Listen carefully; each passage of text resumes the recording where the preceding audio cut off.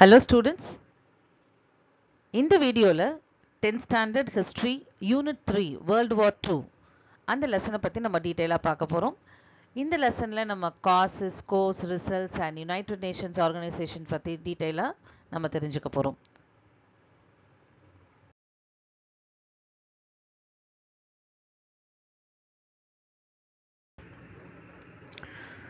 So இந்த லெசனோட learning objectives என்ன அப்படின்னு பார்த்தோம்னா, ஸோ வேர்ல்டு வார் ஒன்னுக்கு அப்புறம் இருந்த பொலிட்டிக்கல் அண்ட் எக்கனாமிக் டெவலப்மெண்ட்ஸ் எப்படி வந்து how it led to world war two அப்படிங்கிறத தெரிஞ்சுக்க போகிறோம். Number one.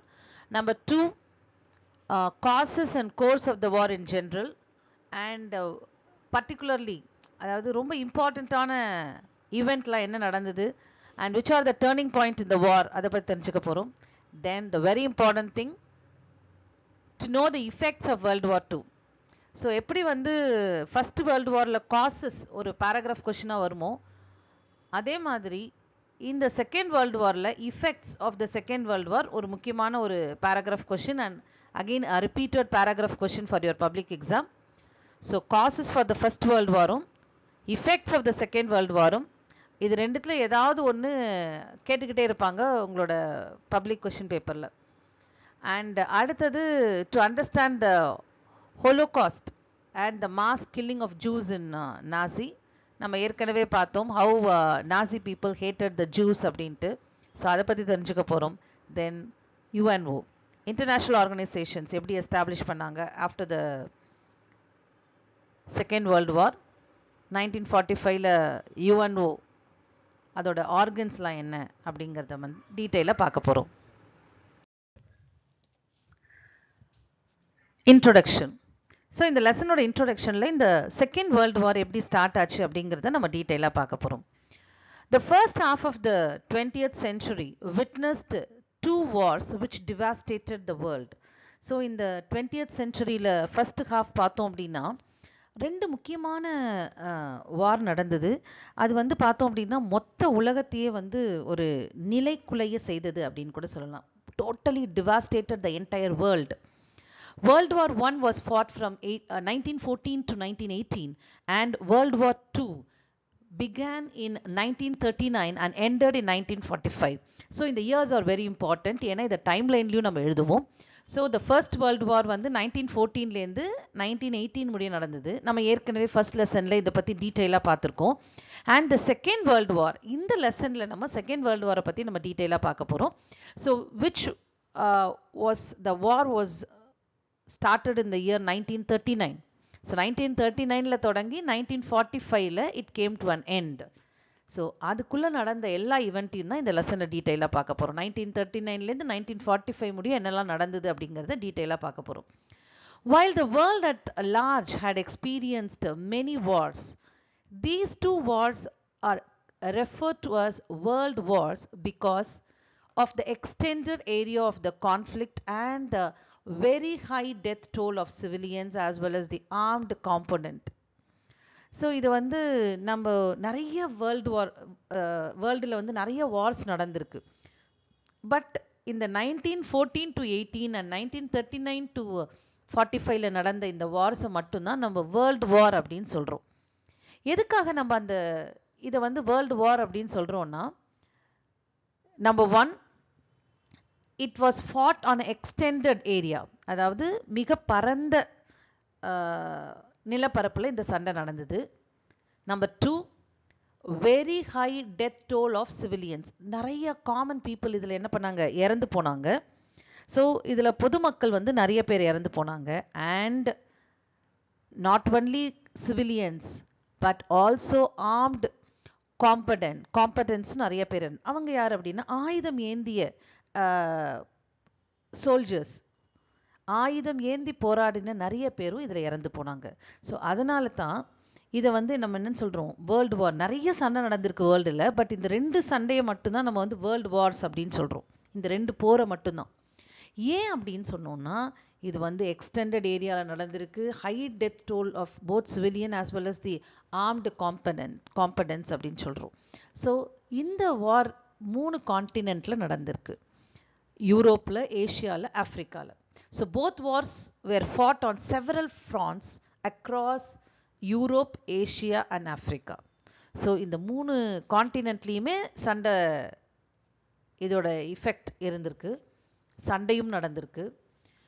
In both wars, the combined forces of Great Britain, France, Russia and United States fought against a war alliance led by Germany.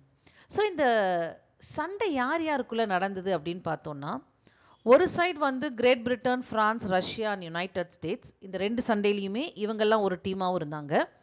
And Germany and their allies, அவங்களோட கூட்டாளிகள் சொல்லலாம், அவங்கெல்லாம் ஒரு டீமாக இருந்தாங்க. ஸோ இவங்க ரெண்டு பேருக்குள்ள நடந்தது தான் இந்த ரெண்டு வேர்ல்டு வாரும். Great Britain, France, Russia and United States on one side, இவங்கெல்லாம் ஒரு team. And Germany and their allies on the other side, அவங்களோட கூட்டமைப்புகள் ஒரு சைடு. இவங்க ரெண்டு பேருக்கும் நடந்தது தான் ரெண்டு வேர்ல்டு வாருமே. ஸோ இந்த செகண்ட் வேர்ல்டு வாரில் பார்த்தோம் அப்படின்னா, Germany's allies were Italy and Japan இந்த செகண்ட் வேர்ல்டு வார். ஸோ ஜெர்மனியோட கூட்டாளிகள் யாருன்னு பார்த்தோம் அப்படின்னா Italy and Japan. So they formed an Axis alliance, and Britain, France, Russia and United States on the one side, and they were called as Allies. So the Second World War was fought between the Allies powers and the Axis powers. So Second World War yaar yarku nadandhathu? Britain, France, Russia and USA on one side, Germany, Italy, Japan on the other side. So இவங்க எல்லாருக்கும் இவங்கெல்லாம் ஒரு side, Germany, Italy, ஜப்பான்லாம் ஒரு side. So Great Britain, France, Russia and United States were called as allies, and Germany, Italy, Japan were known as Axis powers. So Second World War was fought between the Allies and the Axis powers. So the next very important heading which we are going to learn, causes, cause and effects of the Second World War. இதை நம்ம டீட்டெயிலாக பார்க்க போகிறோம். So causes, அதாவது second world வாருக்கான causes, அது எப்படி நடந்தது, அதோட விளைவுகள் என்ன. ஸோ காரணம், அதோட சண்டையோட போக்கு எப்படி இருந்தது, அதோட விளைவுகள், effects of the second world War, இதை பற்றி நம்ம டீட்டெயிலாக பார்க்க போகிறோம். ஸோ முதல்ல நம்ம பார்க்க போகிறது causes. The devastation caused by World War I was of such magnitude that it was referred to as the Great War or the War to End All Wars. So இந்த ஃபர்ஸ்ட் வேர்ல்டு வாரோட பாதிப்பு இருக்கு இல்லையா, so அது வந்து அந்த பாதிப்பை வச்சு தான் நம்ம இதை வந்து ஒரு கிரேட் வார், வேர்ல்டு வார் அப்படின்னு சொல்கிறோம். ஸோ அந்த அளவுக்கு ஃபர்ஸ்ட் வேர்ல்டு வார் மிகப்பெரிய ஒரு தாக்கத்தை ஏற்படுத்திடுச்சு. And it was also referred as great war because ஏற்கனவே நம்ம பார்த்துருக்கோம், நிறைய உயிரிழப்புகள் இருந்தது, loss of life and property, civilians, common people இதனால் அஃபெக்ட் ஆனாங்க, total economy was shattered. So இதெல்லாம் நம்ம வச்சு பார்க்கும்போது இதை வந்து நம்ம great war or the war to end all wars. So இதே அதோட விளைவுகள், அதோட இம்பேக்ட் பார்த்தோம் அப்படின்னா, த ஃபர்ஸ்ட் வேர்ல்டு வாரோட இஃபெக்ட்ஸ் வந்து ஒரு கியூமுலேட்டிவ் இஃபெக்டாக செகண்ட் வேர்ல்டு வார்க்கு இருந்தது. ஸோ அதனால தான் இந்த செகண்ட் வேர்ல்டு வாரை நம்ம என்ன சொல்கிறோம், the Great war or the war to end all wars அப்படின்னு சொல்கிறோம். ஸோ எல்லா மற்ற வார்களை ஒரு முடிவுக்கு கொண்டு வர ஒரு மிகப்பெரிய ஒரு வாராக இருந்தது இந்த second world war. The belligerent nations, especially the Allies, had no desire for a second prolonged conflict, and this was the main driving force behind their action after the end of the World War I.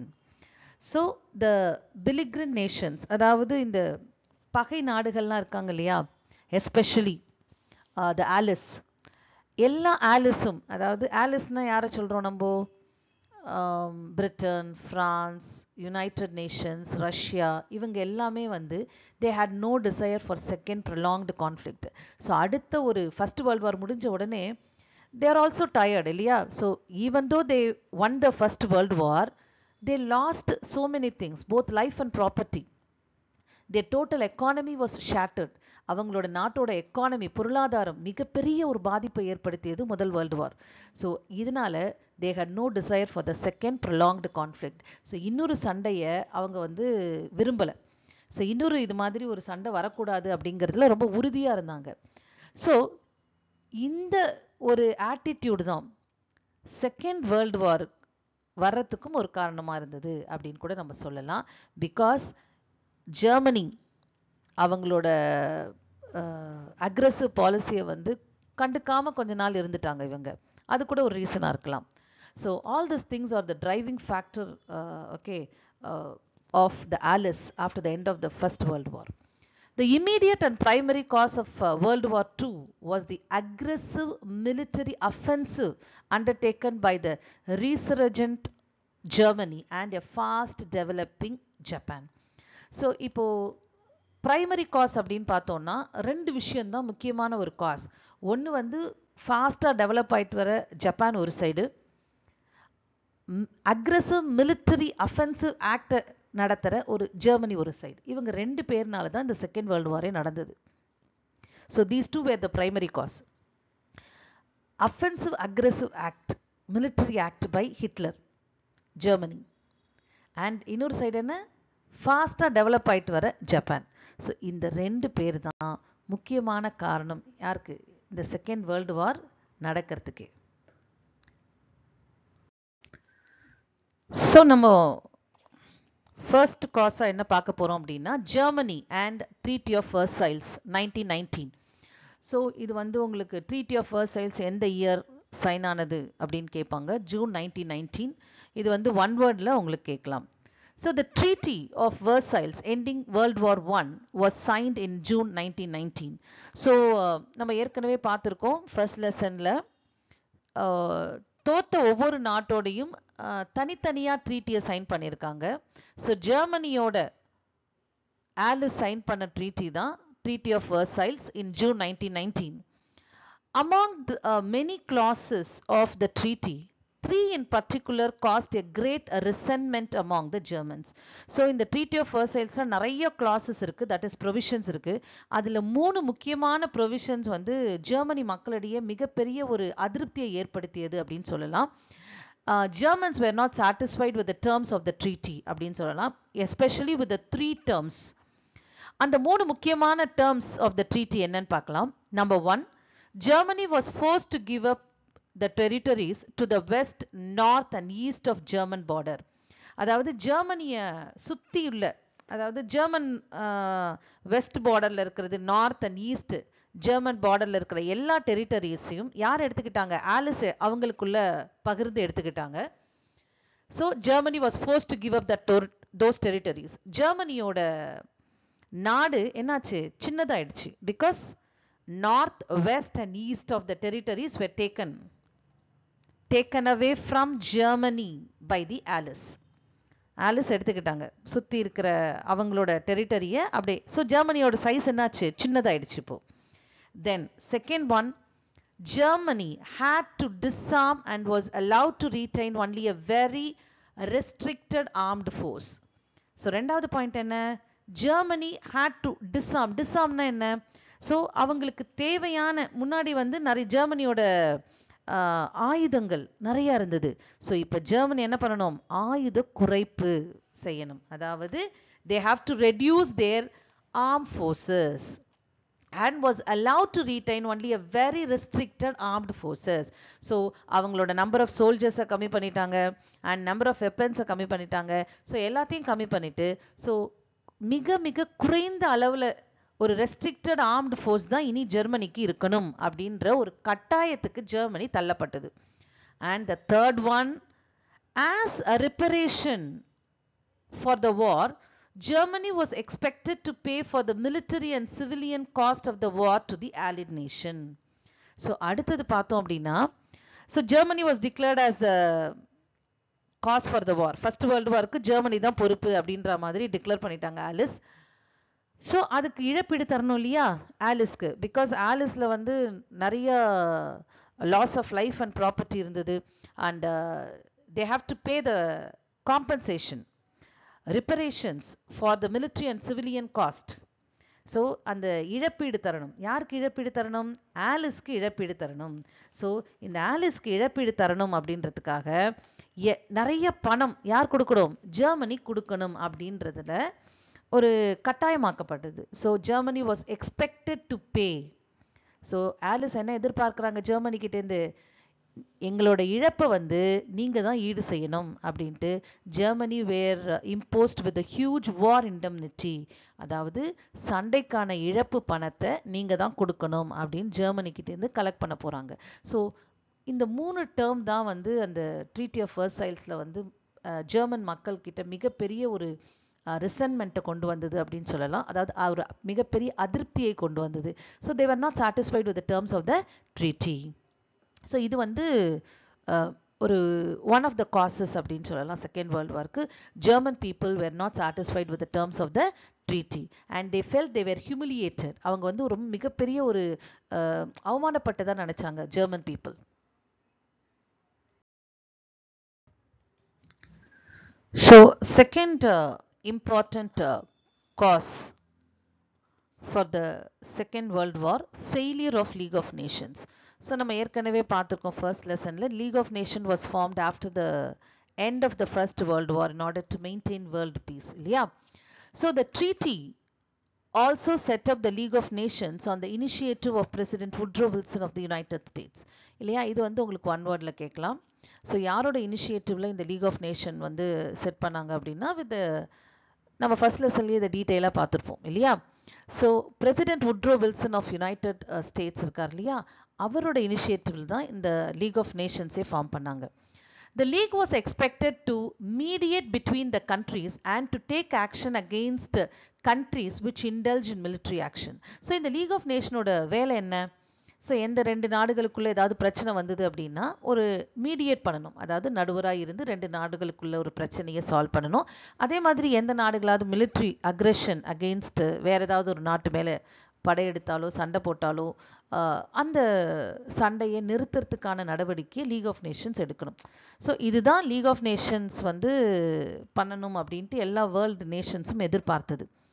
So the popular mood favoured the traditional isolationist approach and therefore the United States did not become a member of the league.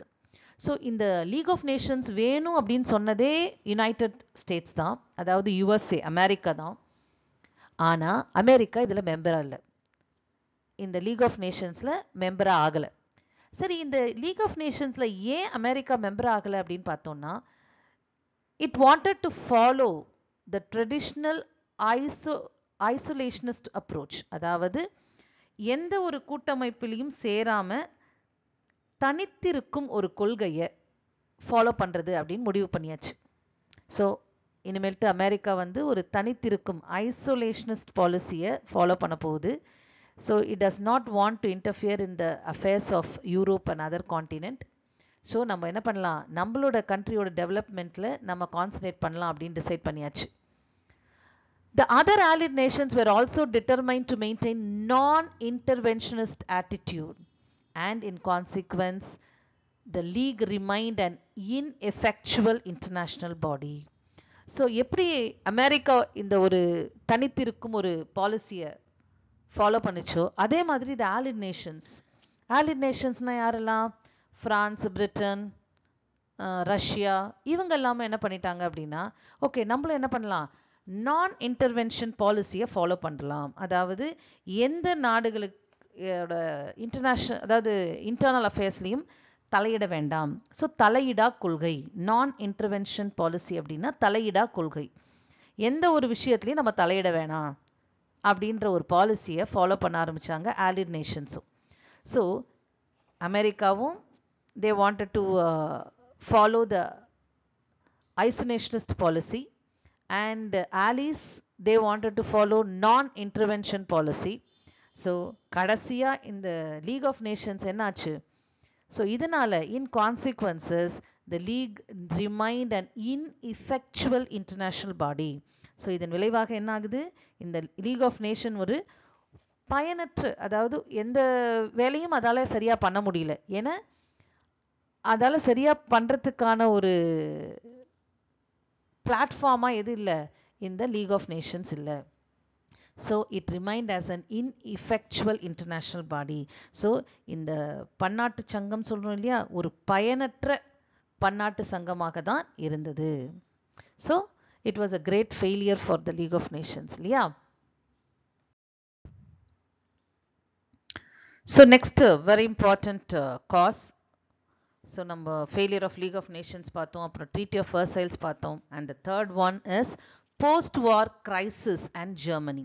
அதாவது சண்டைக்கு அப்புறம் Germany வந்து என்ன மாதிரியான பிரச்சனைகளை face பண்ணுச்சு அப்படின்ட்டு. So as mentioned above, the three main clauses of the Treaty of Versailles, especially the imposition of penal reparations, caused a great discontent in Germany. So நம்ம three clauses of Treaty of Versailles பார்த்தோம். So the first one அதோட territory reduce பண்ணிட்டாங்க, and the second one வந்து army அதையும் reduce பண்ணிட்டாங்க, and third one they have to pay the compensation, war indemnity, அதாவது மிகப்பெரிய ஒரு இழப்பீடு கொடுக்கணும் அப்படின்ட்டு. ஸோ இந்த 3 காசுல மக்கள் வந்து ரொம்ப அதிருப்தியான ஒரு விஷயம் என்ன அப்படின்னா compensation. The penal reparations caused great discontent in Germany. So மக்களுக்கு மிகப்பெரிய ஒரு அதிருப்தியை ஏற்படுத்திய ஒரு கிளாஸ் எது அப்படின்னு பார்த்தோம்னா, நீங்கள் சண்டைக்கான காம்பன்சேஷனை நீங்கள் தான் தரணும் அப்படின்னு ஆலிஸ் சொன்னது. ஏன்னா already Germany was shattered, the total economy of Germany was shattered because of the First World War.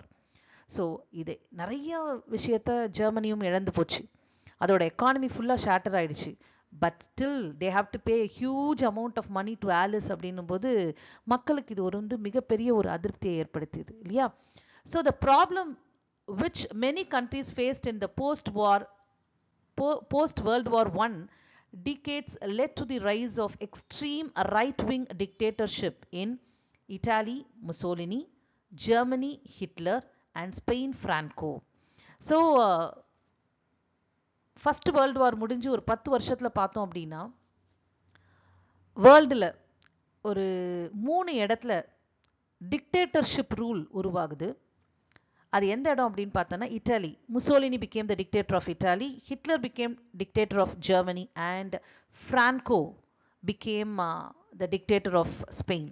So அவங்களோட ஃபோட்டோஸ் இங்கே இருக்குது பாருங்கள். பெனிட்டோ முசோலினி ஆஃப் இட்டாலி இவர் தான், and Adolf Hitler and Francisco Franco Spain. So இது வந்து உங்களுக்கு ஒரு 2 மார்க் கொஸ்டினில் கேட்பாங்க. Who were the 3 prominent dictators of the post World War I அப்படின்னு கேட்பாங்க. முக்கியமான ஒரு 2 மார்க் கொஸ்டின் இந்த லெசனில். ஜஸ்ட் இந்த 3 பேர் with along with the country name எழுதினோம் அப்படின்னா 2 marks. Italy Mussolini, Germany Hitler, Spain Franco. So இந்த 3 பேரும் தான் they emerged as a great dictators after the First World War. So First World War க்கு அப்புறம் எமர்ஜ் ஆன 3 பெரிய டிக்டேட்டர்ஸை பற்றி நம்ம பார்த்தோம். So next, Germany experienced both high unemployment and severe inflation after the war, and its currency became practically worthless. So ஜெர்மனியோட situation இப்போ எப்படி இருக்கு? So already Germany was totally shattered because of the Treaty of Versailles இல்லையா. So அதுக்கப்புறம் அந்த ஜெர்மனியில் என்னெல்லாம் பிரச்சனைகள்லாம் இருந்தது அப்படின்னு பார்த்தோம்னா, ஹை அன்எம்ப்ளாய்மெண்ட் ப்ராப்ளம், அதாவது வேலையில்லா திண்டாட்டம், and severe inflation after the war. Inflation அப்படிங்கிறது என்ன? பணவீக்கம் அப்படின்னு சொல்லுவோம். பணத்தோட மதிப்பு ரொம்ப குறைஞ்சு போச்சு. ஸோ இது 2 முக்கியமான ஒரு பிரச்சனையா ஃபர்ஸ்ட் வேர்ல்டு வார்க்கு அப்புறம் ஜெர்மனியில் இருந்தது. ஒன்று அன்எம்ப்ளாய்மெண்ட், 2வது inflation. And its currency became practically worthless. கரன்சியோட மதிப்பு வந்து அதுக்கு ரொம்ப மதிப்பே இல்லாமல் ஆயிடுச்சு. அந்த ஜெர்மன் கரன்சி மார்க் அப்படின்னு சொல்லுவோம் இல்லையா, அந்த ஜெர்மன் கரன்சிக்கு மதிப்பு ரொம்ப குறைய ஆரம்பிச்சிடுச்சு. There were several pictures of the 1920s when ordinary people had to carry money in the wheelbarrows to buy bread. So பக்கத்தில் இருக்க பிக்சரை பார்த்தா தெரியும், இதுதான் வீல் பேரோ. ஸோ இவ்வளோ பணக்கட்டை எடுத்துகிட்டு போய் தான் பிரெட் வாங்க முடியும். ஸோ அந்த அளவுக்கு பணத்தோட மதிப்பு என்னாச்சு? குறைஞ்சு போச்சு. ஸோ இந்த மாதிரி 1920s நிறைய பிக்சர்ஸ் வந்து நியூஸ் பேப்பரில் வந்தது. அதாவது ordinary people have to carry money in the wheelbarrows to buy a bread. So bread வாங்குறதுக்கு கூட இவ்வளோ பணத்தை எடுத்துகிட்டு போய் வாங்குற மாதிரியான ஒரு பிக்சர்ஸ்லாம் நியூஸ் பேப்பரில் வந்தது 1920s. This was blamed on the war reparations which Germany was forced to pay. Though in the final analysis, the demands for war reparations were moderated over several rounds of negotiations. So இதுக்கான காரணம் என்ன அப்படின்னா, அந்த சண்டைக்கான ஒரு இழப்பீடு ஆலிஸ்க்கு கொடுக்குற மாதிரி ஜெர்மனிக்கு இருந்தது இல்லையா? ஸோ அந்த வார் ரெப்பரேஷன்ஸ், அதாவது போர் நஷ்ட ஈடு கொடுக்கறது தான் இதுக்கு காரணம் அப்படின்ட்டு. Because Germany was force to pay. So Germany வந்து யாருக்கு ஃபோர்ஸ் டு பே? ஆலிஸ்க்கு வந்து கட்டாயமாக இது கொடுத்து தான் ஆகணும் அப்படின்னு சொல்லிட்டாங்க. So but it was not in a position. அதுக்கப்புறம் நிறைய ரவுண்ட்ஸ் ஆஃப் டாக்ஸில் ஸோ கொஞ்சம் குறைச்சாங்க. But even though they reduced some amount of money, it was considered to be very high for Germany. So நிறைய ரவுண்ட் ஆஃப் டாக்ஸில் வந்து கொஞ்சம் நெகோசியேஷன்ஸ்லாம் ஏற்பட்டது. கொஞ்சம் அமௌண்ட்டை குறைச்சாங்க allies. But still it was considered as a huge amount for Germany. So அடுத்த இம்பார்ட்டண்ட் காஸாக நம்ம பார்க்க போகிறது ரைஸ் ஆஃப் அடால்ஃப் ஹிட்லர். நம்ம அடால்ஃப் ஹிட்லரை பற்றி போன லெசன்லேயே நம்ம டீட்டெயிலாக பார்த்துருப்போம். So Adolf Hitler was able to exploit the general discontent among the Germans. So already மக்கள்லாம் ஒரு மிகப்பெரிய ஒரு அதிருப்தியில் இருக்காங்க. அதாவது they were not satisfied with the terms of Versailles. Now Adolf Hitler wanted to make use of this situation. Gifted with a great oratorical skills, he was able to sway the people by his impassioned speeches, promising a return to the glorious military past of Germany. So இவர் வந்து மக்களோட மனதையும் கவனத்தையும் எப்படி கவர்ந்தார் அப்படின்னா, இது வந்து உங்களுக்கு ஒரு 2 மார்க் கொஸ்டின்ல கேட்கும். எப்படி வந்து ஹிட்லர் வந்து அட்ராக்ட் பண்ணார் மக்களை அப்படின்ட்டு. கிஃப்டட் வித் கிரேட் ஆரட்டாரிக்கல் ஸ்கில், அதாவது நல்ல ஒரு பேச்சாற்றல் திறமை அவர்கிட்ட இருந்தது. And he was able to sway the people by his impassioned speeches. அதாவது மக்களை வந்து தன் வசம் கவர்ற அளவுக்கு அவரோட ஸ்பீச் இருக்கும், பேச்சாற்றல் இருக்கும். அவர் என்ன ப்ராமிஸ் பண்ணார் மக்கள் கிட்ட? Promising a return to the glorious military past of Germany. So முன்ன இருந்த ஒரு மிக புகழ்பெற்ற அந்த மிலிட்ரி ஆட்சியை நான் திரும்பவும் கொண்டு வரேன் அப்படின்ற மாதிரி மக்கள் கிட்ட பேசி மக்கள் மனசை இவர் பக்கம் என்ன பண்ணாரு? திருப்பியிருக்கார். ஸோ அந்த அளவுக்கு மிகச்சிறந்த பேச்சாற்றல் கொண்டவர் தான் Hitler. So he founded the National Socialist Party, generally known as Nazi Party. இதெல்லாம் நம்ம ஏற்கனவே நம்ம போன லெசன்லயே பார்த்துருக்கோம் இல்லையா? So he founded the National Socialist Party, generally known as Nazi Party. The fundamental platform on which Hitler built his support was the notion of the racial superiority of the Germans as a pure Aryan race and deep-seated hatred of the Jews. So இவர் வந்து மக்கள் கிட்ட 2 அடிப்படை தளமா வச்சு ஒரு நம்பிக்கையை வளர்த்தார். So on what platform he developed that support among the people அப்படின்னு பார்த்தோம்னா, 2 விஷயத்துல வந்து மக்களை கவர்ந்தார்னு அப்படின்னு சொல்லலாம். மக்களோட சப்போர்ட் இவருக்கு இருந்ததுன்னு சொல்லலாம். ஒன்று, racial superiority of the Germans as a pure Aryans. So நம்ம ஜெர்மன்ஸ் எல்லாருமே வந்து ரேஷியல் சுப்பீரியாரிட்டியான பியூர் ஜெர்மன் ரேஸை சேர்ந்தவங்க நம்மலாம் அப்படின்ட்டு மக்கள் கிட்ட ஒரு சுப்பீரியாரிட்டி ரேஸ், நம்ம வந்து we belongs to a very superior race அப்படின்ற ஒரு எண்ணத்தை பதிச்சார். 2வது, deep seated hatred of the Jews, அதாவது யூதர்கள் மேல ஒரு வெறுப்பை கிரியேட் பண்ணார். ஸோ இந்த 2 விஷயம்தான் அவர் பண்ணது. ஒன்று, ஜெர்மனோட ரேஸ் வந்து சுப்பீரியர் ரேஸ்ன்னு சொன்னாரு. Jews are considered to be the inferior race. அதனால அவங்க மேல ஒரு மிகப்பெரிய ஒரு வெறுப்புணர்ச்சியை உருவாக்கினார். ஸோ இந்த 2 விஷயத்தை தான் அடிப்படையாக கொண்டு அவர் மக்களோட சப்போர்ட்டை திரட்டினார்.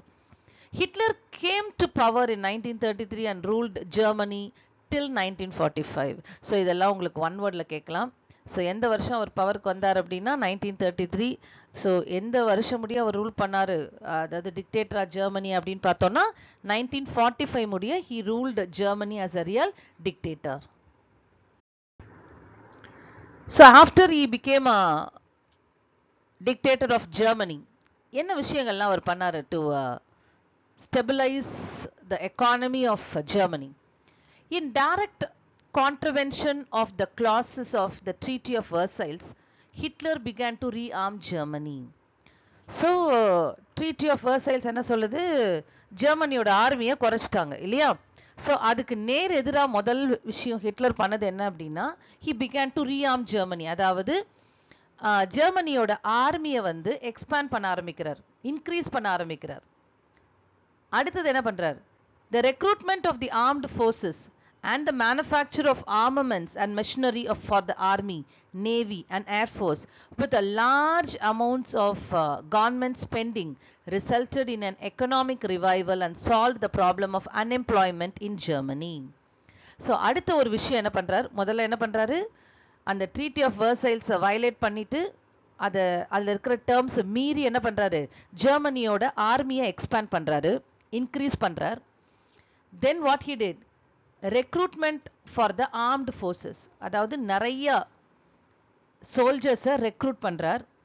தென் ஆர்மி, நேவி, ஏர்ஃபோர்ஸுக்கு தேவையான ஆர்மமெண்ட் அண்ட் மெஷினரியை, தேவையான அந்த ஆயுதங்கள் இருக்கு இல்லையா, அதை தயார் பண்ற மேனுஃபேக்சரிங் இண்டஸ்ட்ரியை அரசாங்க செலவுலையே, கவர்மெண்ட் செலவுலையே என்ன பண்றாரு, உருவாக்குறாரு.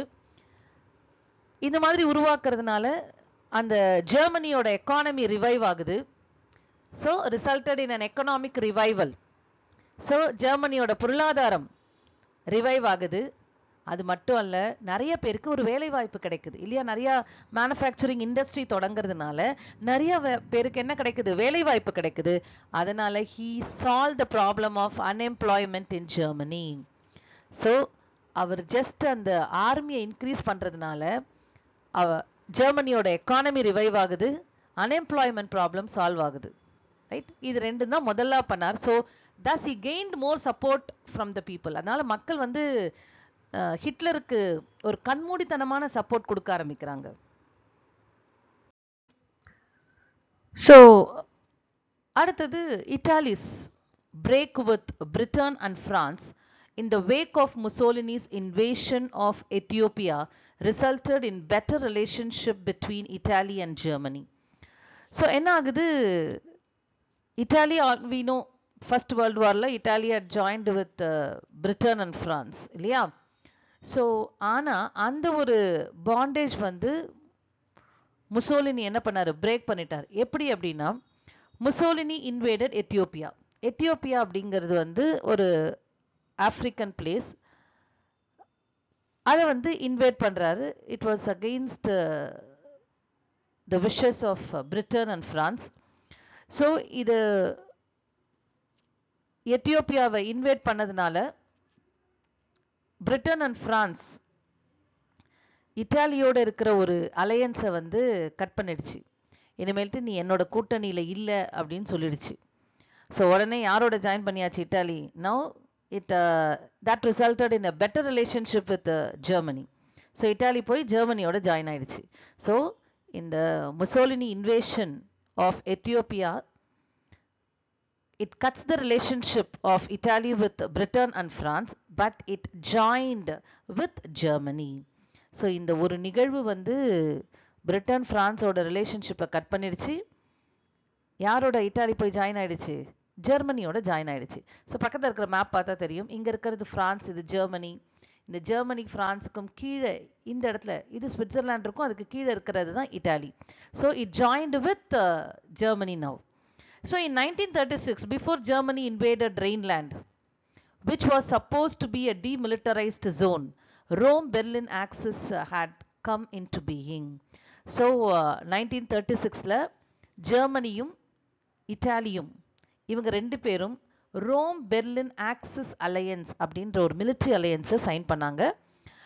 இதை சைன் பண்ண உடனே என்ன பண்றாரு ஜெர்மனி இன்வேடட் ரெயின்லேண்ட். ஸோ ரெயின்லேண்ட் அப்படிங்கிறது என்ன அப்படின்னா, ஃபர்ஸ்ட் வேர்ல்டு வார்க்கு அப்புறம் இந்த ரெயின்லேண்ட் பகுதியை டீமிலிட்டரைஸ்டு ஜோனா டிக்ளேர் பண்ணியிருந்தாங்க. அதாவது ஜெர்மனியோட மிலிட்ரி ஃபோர்ஸும் பிரான்ஸோட மிலிட்ரி ஃபோர்ஸும் இந்த இடத்துல இருக்கக்கூடாது. So it should be considered as a demilitarised zone. அதாவது ராணுவம் இல்லாத ஒரு பகுதியா இந்த ரெயின்லேண்ட் இருக்கணும் அப்படின்னு டிக்ளேர் பண்ணாங்க after the first World War. But Germany violated this and it invaded Rhineland in 1936.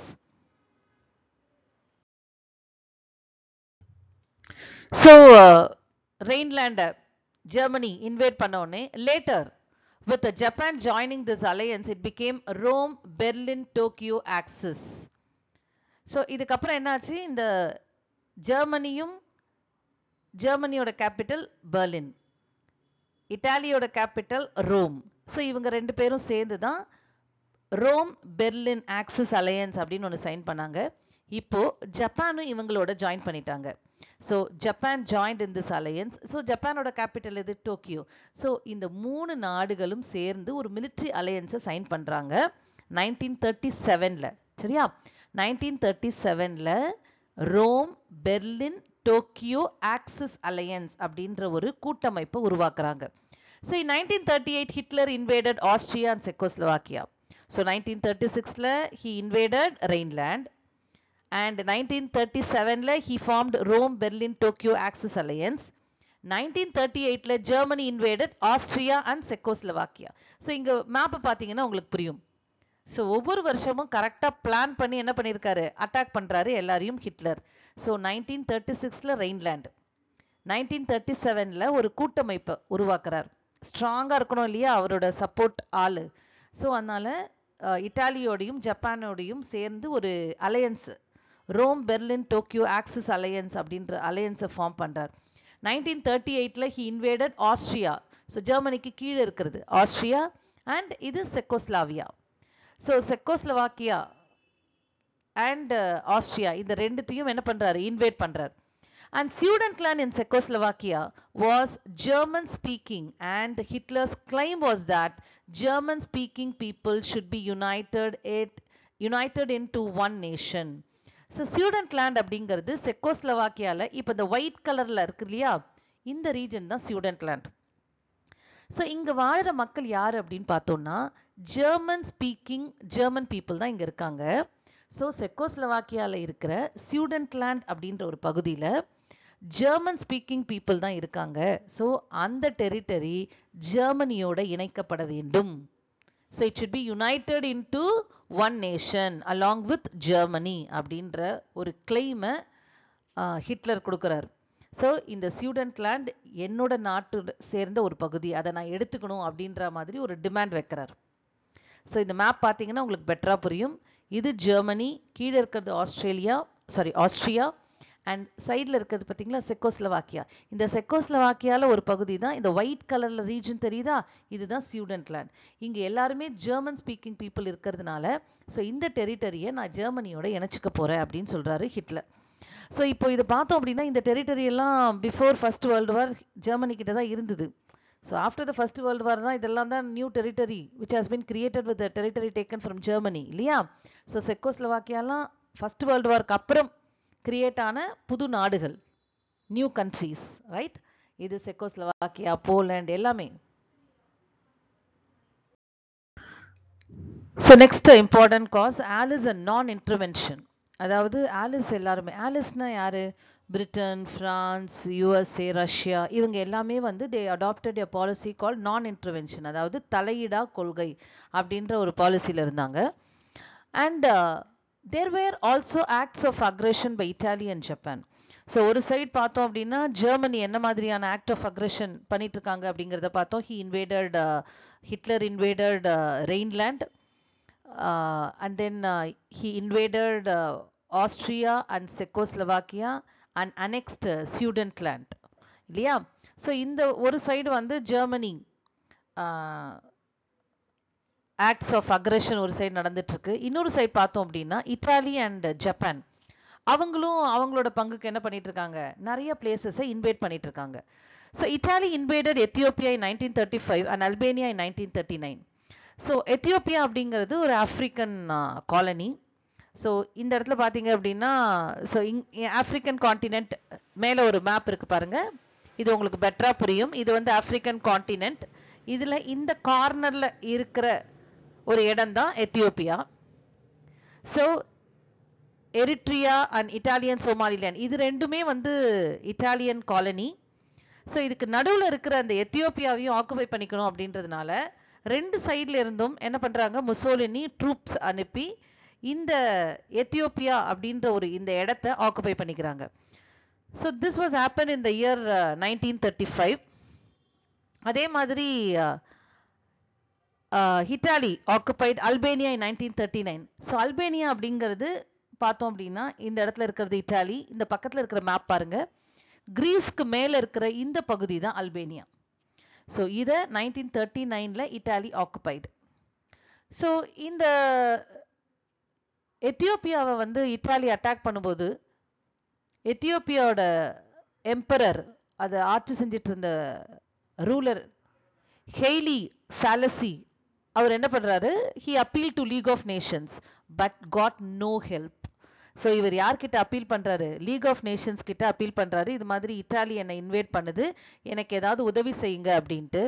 But there was no reply because League of Nations does not have any military force at his disposal இல்லையா, அதனால அதால எந்த வித ஹெல்ப்பும் பண்ண முடியல. And of course Britain, France எல்லாமே வந்து they were all the silent observer இல்லையா, அவங்களால எந்த ஒரு சண்டைக்கும் போக முடியல, because they don't want to have another world war இல்லையா. so they adopted the policy called non-intervention. So இந்த ஈஸ்ட், இப்போ நம்ம வந்து ஜெர்மனி என்ன பண்ணுச்சுன்னு பார்த்தோம், இட்டாலி என்ன பண்ணுச்சுன்னு பார்த்தோம். ஸோ அடுத்ததான் நம்ம பார்க்க போகிறது ஜப்பான். ஸோ இந்த east Japan was pursuing its policy of military expansion. So இங்கே பார்த்தோம் அப்படின்னா இதுதான் ஜப்பான். இப்போ மேப் பாருங்க, உங்களுக்கு பெட்டராக புரியும். ஸோ இது ஜப்பான், இது பக்கத்தில் இருக்கிறது சைனா. சைனாக்கும் ஜப்பானுக்கும் நடுவில் கொரியாவுக்கு மேலே இருக்கிற இந்த இடம் தான் மஞ்சூரியா.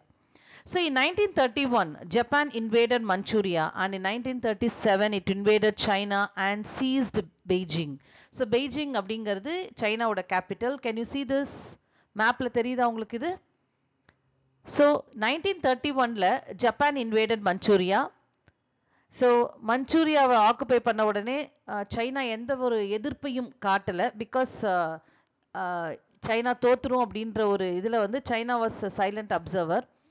அண்ட் அஃப்கோர்ஸ் இதை வந்து ஒரு அட்வான்டேஜாக எடுத்துக்கிட்டு ஜப்பான் என்ன பண்ணுது அப்படின்னா, it invaded China and seized பெய்ஜிங்கை கேப்சர் பண்ணியாச்சு.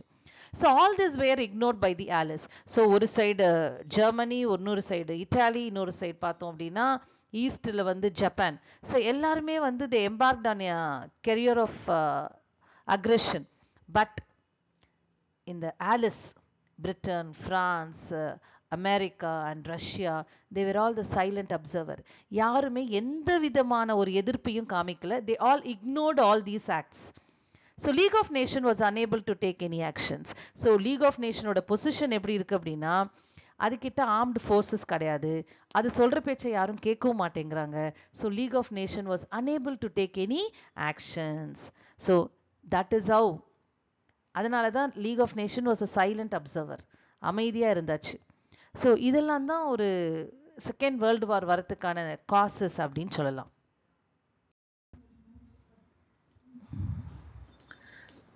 In spite of all these manifestations of military activity by Germany, Italy and Japan, Britain and France continued to be non-interventionist. So இப்போ இந்த ஆலிஸ் பவரை சுற்றி இருக்கிற ஜெர்மனி, இட்டாலி, ஜப்பான் எல்லாருமே வந்து military ஆக்டிவிட்டியில் ரொம்ப பிஸியாக இருக்காங்க. பட் பிரிட்டனும் ஃப்ரான்ஸும் they continue to be in the policy of non intervention. So தலையிடா கொள்கையில் அவங்க அமைதியாக இது எல்லாத்தையும் பார்த்துட்டு இருக்காங்க. So the mood in Britain was not in favour of starting another war. So Britain எப்படி இருக்குன்னு, so he was not ready for the war. So Britain வந்து டெஃபினட்டாக இன்னொரு சண்டைக்கு தயாராக இல்லை, அண்ட் அதுக்கு சப்போர்ட்டும் பண்ணாது. So prime ministers Baldwin and Chamberlain did not feel justified in intervening in a region which was not officially in their spheres of interest. அதாவது அந்த பிரிட்டனோட பிரைம் மினிஸ்டர்ஸ் இருக்காங்க இல்லையா, பால்ட்வின் அண்ட் சாம்பர்லைன், இவங்க ரெண்டு பேருமே பார்த்தோம் அப்படின்னா நமக்கு தேவையில்லாத ஒரு ரீஜன்ல நம்ம தலையிடுறது வந்து நமக்கு, அதாவது நமக்கு எந்த விதத்துலையுமே ஒரு நலம் சாரா அந்த பகுதிகளில் ஏதாவது பிரச்சனை நடக்குது அப்படின்னா நம்ம தலையிடணும்னு அவசியம் கிடையாது. ஸோ நம்ம அதில் அந்த விஷயத்துலலாம் தலையிடுறது நம்மளோட வேலை கிடையாது. So that was not in their spheres of interest அப்படின்ற மாதிரி அவங்க டிசைட் பண்ணிட்டு தே வேர் த சைலண்ட் அப்சர்வர். எதை பற்றியுமே கருத்து சொல்லாமல் எந்த வித ஒரு இன்டர்வென்ஷனும் இல்லாமல் அமைதியாக இருக்காங்க. And on the other hand பார்த்தோம் அப்படின்னா the United States was totally indifferent to the outside world and was concerned with the revival of the economy after the Great Depression. So இன்னொரு சைடு பார்த்தோம் அப்படின்னா யுனைடெட் ஸ்டேட்ஸ். ஸோ பிரிட்டனும் ஃப்ரான்ஸும் இப்படி இருக்காங்க. United States வந்து totally indifferent to the outside world. அதாவது அவங்களோட ஆக்டிவிட்டியே ரொம்ப வித்தியாசமாக இருக்குது. ஏன் அப்படின்னா ஆஃப்டர் த கிரேட் டிப்ரெஷன் மொத்த எக்கானமி ஆஃப் அமெரிக்கா வந்து ஷேட்டர் ஆயிடுச்சு. ஸோ அதை சரி செய்யறதுல தான் அமெரிக்கா வந்து ரொம்ப கான்சென்ட்ரேட் பண்ணியிருந்தாங்க. And they wanted to revive the economy first after the Great Depression. So அதில் தான் அவங்களோட கவனம் முழுவதும் இருந்ததே தவிர இந்த யூரோப்பில் என்ன நடக்குது, ஆஃப்ரிக்காவில் என்ன நடக்குது, யார் அட்டாக் பண்ணுறாங்க, ஸோ அந்த மாதிரி ஒரு விஷயத்தில் இது தலையிடக்கூடாது அப்படின்றத டிசைட் பண்ணிட்டாங்க. ஸோ இது எல்லாமே வந்து ஒரு முக்கியமான காஸ் அப்படின்னு சொல்லலாம் செகண்ட் வேர்ல்டு வார் வரத்துக்கு. ஸோ இந்த மேப் உங்களுக்கு புக்கில் கொடுத்துருக்காங்க. World war 2 axis versus allied powers. இதில் இருக்கிற எல்லா பிளேசஸுமே உங்களுக்கு அடிக்கடி மேப் கொஷின்ஸில் கேட்பாங்க. ஸோ ஃபர்ஸ்ட் 5 லெசன்ஸ் பொறுத்த வரைக்கும் you will have world outline map. So அடுத்த 5 லெசன்ஸில் வந்து உங்களுக்கு இந்தியா அவுட்லைன் மேப் இருக்கும். அண்ட் இந்த question paper also world outline or India outline ஏதாவது ஒன்று தான் வரும். வேர்ல்டு அவுட்லைனில் பார்த்தோம் அப்படின்னா இங்கே இருக்கிற எல்லா பிளேசஸுமே வந்து உங்களுக்கு தெரிஞ்சிருக்கணும். ஸோ இந்த பிளேசஸ் எல்லாம் புக்லேருந்து கொஞ்சம் தரவாக படிச்சிட்டிங்க அப்படின்னா உங்களுக்கு ரொம்ப ஈஸியாக இருக்கும். So they will never ask you to mark axis powers and allied powers, but they will ask you to mark only the name of the countries. Name of the countries கொடுப்பாங்க, அதுலேருந்து நீங்கள் கரெக்டாக மார்க் பண்ணணும் அது. So Munich fact இது வந்து உங்களுக்கு ஒரு 2 மார்க் கொஷனில் கேட்கலாம். இல்லை புக்கு உள்ளேருந்து கேட்குற 2 மார்க் கொஷின்லையும் இது அடிக்கடி வரக்கூடிய ஒரு கொஷின். 1 வேர்டு இதில் கேட்கலாம். So this topic is very important.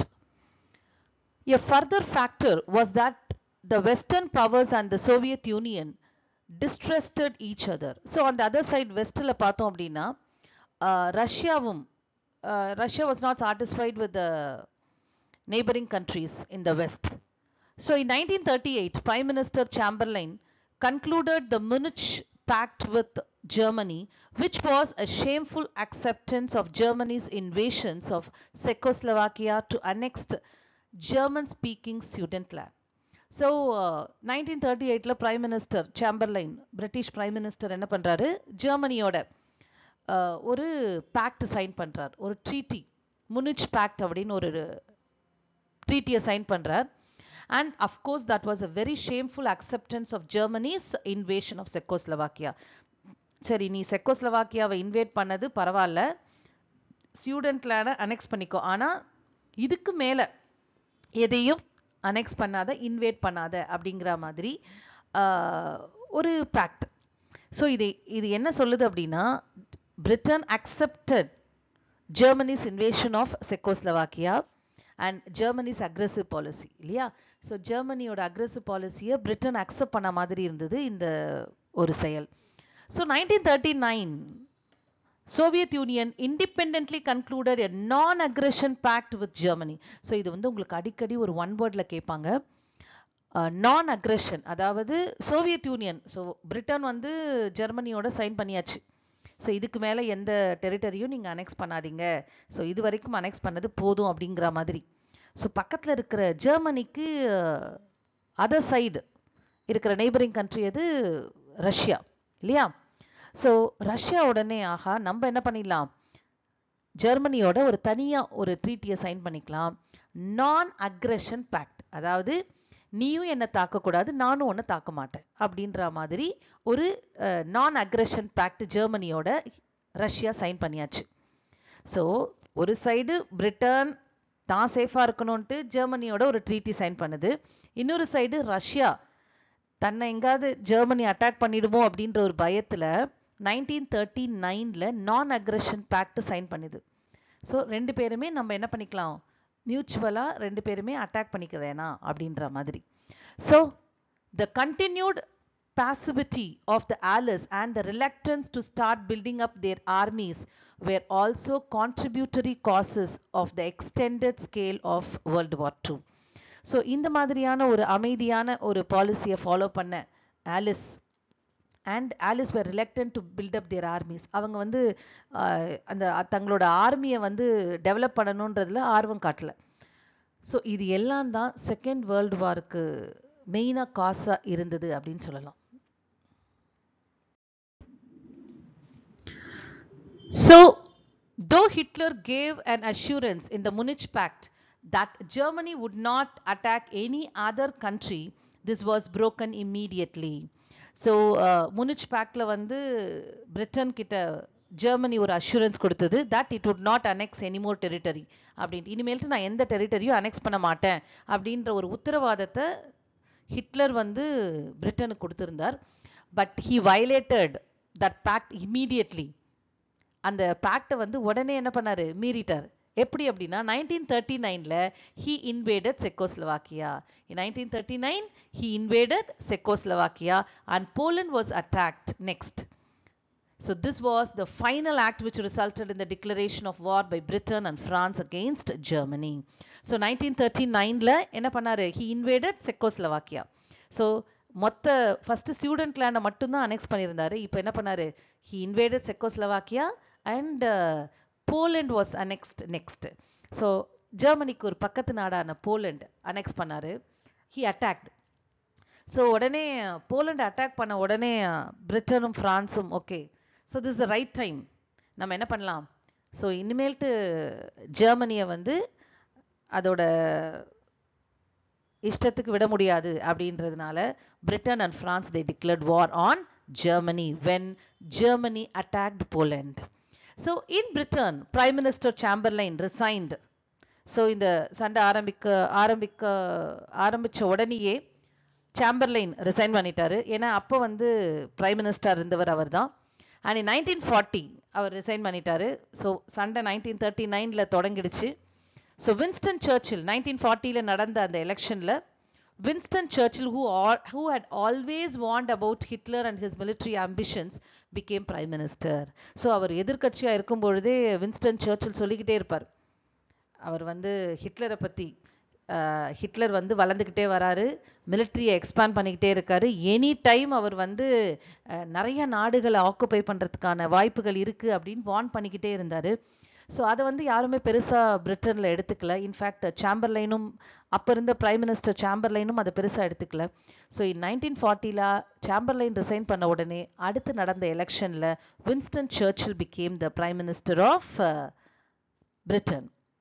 So அவர் வந்த உடனே it was a great turning point. Okay, அவர் he wanted to handle Hitler in a different way. ஸோ இந்த வீடியோவில் நம்ம இதுவரைக்கும் causes for the second world war பார்த்தோம்.